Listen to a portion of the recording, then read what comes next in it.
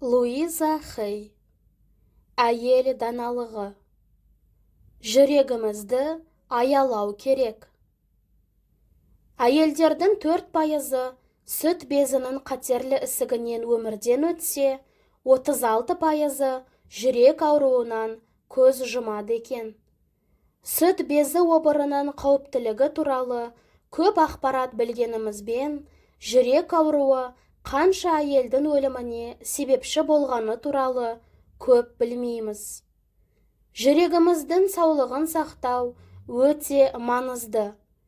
Майлылығы жоғары тағам ішу кім-кімге де зиян. Оған қоса жаттығу жасамау, шылым шегу бәрі жүрек ауруына әкеп соқтырады. Жүрегіміз бізге кесірін тигізбейді. Біз жүрегімізге зиян келтіреміз. Эмоционалды тұрғыдан алғанда, жүректе, жүрек тамырларынан өтіп отыратын қанда, махаббат, қуаныш және жанұямен байланысымызды бейнелейді. Жүрегі ауыратын әйелдердің көбісі жанұяларында шешілмеген мәселелері бар жандар. Олар көп қуанбайды да, ешкімді жаратып жақсы көрмейді де. Оның себебі мұндай әйелдер өз өмірлерін махаббатқа толтыруға қорқады. Сондықтан олардың жүрегін қуаныш кернемейді, бақытсыз болады. Егер біз махаббатқа жабық болсақ, өмір ағыны біздің жүрегімізге энергия құя алмайды. Көңіл күйіміздің көптеген кеселдерге әкеліп соғуы кешірімшіл болуға үйретеді. Кешіре білу оңайға соқпайды. Дегенмен толығымен емделіп шығуды қалар болсақ, кешіре білуге дағдыланған жөн. Көпшілігіміз опасыздықты, ажырасуды, қорлану сияқты сезімдерді бастан кешірдік. Ренжіген адамдарымызды кешіре білу рухани есейгеніміздің көрінісі. Қиындықтардың бәрі артта қалды. Енді оны өзгерте алмаймыз. Өкпе ренішімізді толықтай босатсақ, ауыр жүктен арыламыз.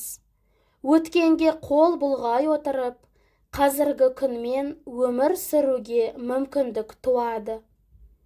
Өткен шақта тұралап, бойдағы ызадан толық айырылмайынша, бақытты, табысқа толы, еркін өмір сүре алмасымыз анық. Осы айтылғандардың түйінін шеше отырып, кешіре білуге, осы шақта өмір сүруге үйренеміз.